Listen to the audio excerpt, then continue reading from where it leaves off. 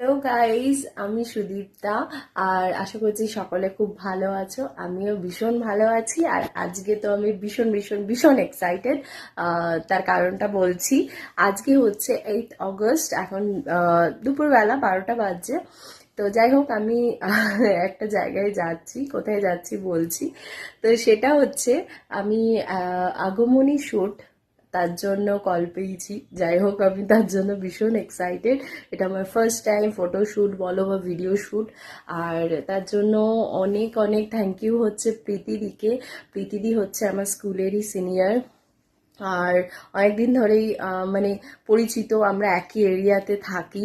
তো that's why দিদি প্রচণ্ড ব্যস্ত থাকে নিজের কাজ নিয়ে, স্বাভাবিক সেটা।